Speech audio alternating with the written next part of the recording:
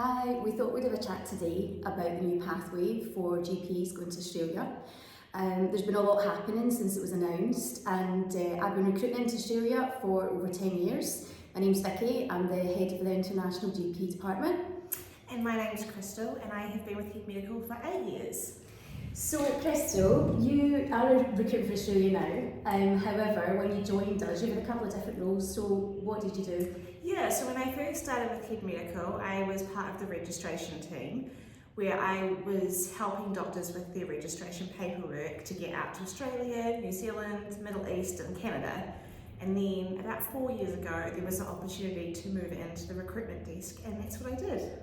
So the reg team that we've got are particularly great. They are amazing. Yes, not just when you were part of them. No.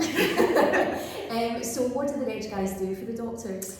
So, as you know, some people might have heard or be aware, the registration process can be quite complicated. There's a lot of paperwork that's involved, and so the reg team help doctors navigate their way through that paperwork, gather the documents they need to gather, format them, submit them to the regulatory bodies, and liaise with each body as they go through each step of the process.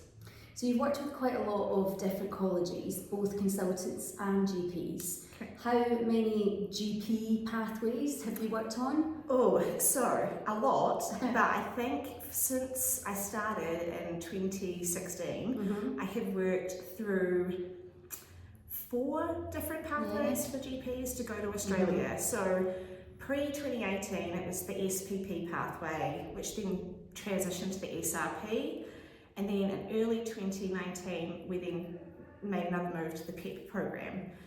So in addition to those 3, there's also the ACRIM specialist pathway, and now the new fast track expedited pathway with APRA. So that was announced sort of earlier this year, the first quarter, and we've all been waiting patiently to see what the updates would be. Now, you having so much reg experience, you were actually quite accurate with some of your predictions. I was. I think the old pathways that GPs had to go through to get to Australia kind of gave me a foundational understanding of what I thought this new pathway was going to look like. So for me, it's not so much a brand new pathway, it's looking very much like it's reverting back to older pathways, just with the exception that you no longer need to go through the RACGP college assessment. Yeah.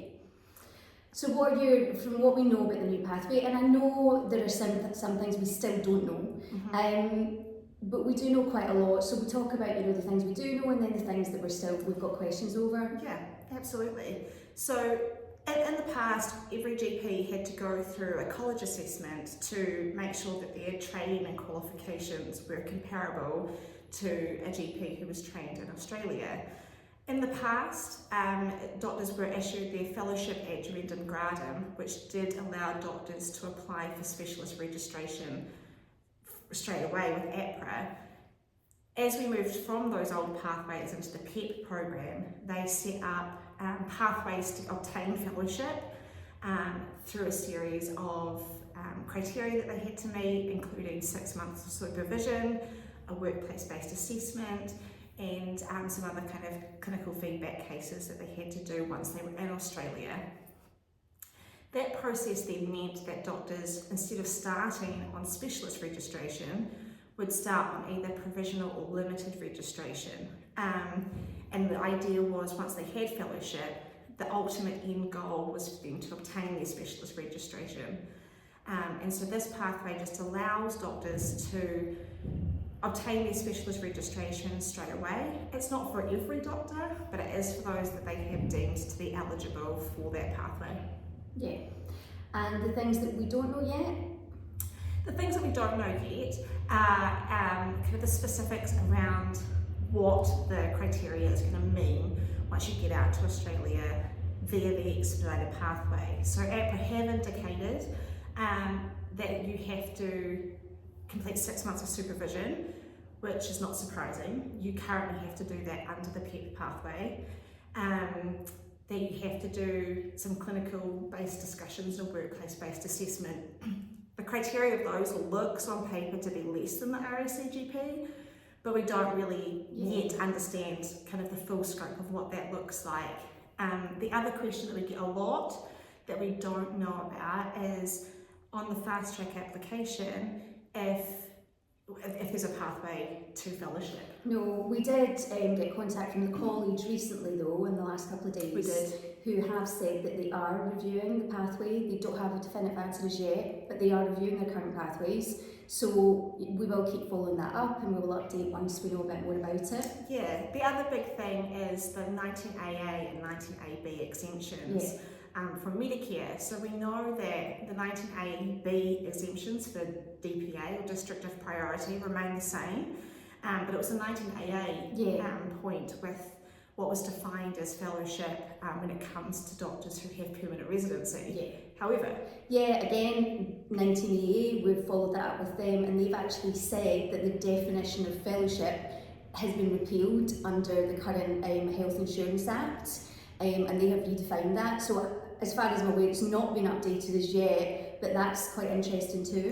Yeah, and really reassuring that they have put that in an email to us, that they have taken out the requirement for fellowship. They're happy to use the specialist registration, which is logical because the fellowship pathway was to lead on to specialist registration, and it means that there's not going to be any barriers for doctors who either hold permanent residency or are looking to obtain permanent residency. Yeah, absolutely. And what is your advice to doctors on the pathway? Obviously, we've got a lot of doctors we're working with at the moment who are currently going through the pathway. They're at different stages. We've got some who haven't started the paperwork, some that are Part A, some that are, they're just waiting on their visa. So it is a personal one, and it is, our advice is not blanket advice for everybody. So we do, between ourselves and our registration team, we're having one-to-one conversations with doctors about the best way forward for each particular doctor. We've also had long, in-depth conversations with long-standing clients who, kind of played a bit of a vital role in a lot of these changes as well. And the kind of overarching kind of message is that it's a really positive one. It's positive for processing time, the difficulty in getting through the paperwork. It kind of takes away some of those criteria, and the cost is quite a significant drop in the process. So it's all looking very positive, but most importantly, it's not going to negatively affect you once you get to Australia. You are able to bill at the higher VR rates through Medicare under the fast track application process. You can work independently, so it's not, not holding that fellowship is not going to negatively affect you and your ability to work in Australia. We do understand that some doctors want to have that, and so we would then tailor our advice depending on your circumstances. Because in New Zealand, where we also work, they have always gone through the council rather than the college, and they have a route there where there's 6 months supervision and then the doctors have got criteria to meet. So we're sort of wondering if Australia might follow a similar process, but we just have to wait and see.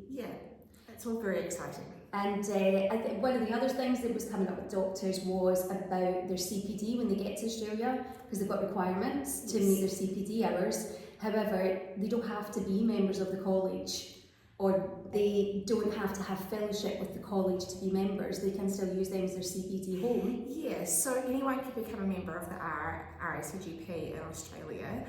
There's not the requirement that you have to be a fellow or anything like that. In fact, it's one of the first steps that you would go through under the PEP program is to become a member in the first instance without holding any kind of comparability assessment outcome with them. But there are also 2 other CPD homes that you can sign up to that are specifically designed for GPs to participate in. So Chystel and I are going to be doing an online event, a Making the Move event, on the 21st of November, when we'll be discussing the process in more details. People have the opportunity to join and ask us questions. We'll also have members of the registration team with us as well, who are currently working on submitting applications for the new APRA Expedited pathway. Our first one is in already. And one of the questions that is on the form does ask, do you want us to pass on your details to the relevant college so that they can contact you to discuss the route to fellowship? So we're hoping in the coming weeks we'll have a bit more insight into that as well. We'll also be running blogs, mail shots, so get in touch with us if you want to discuss further. Thanks.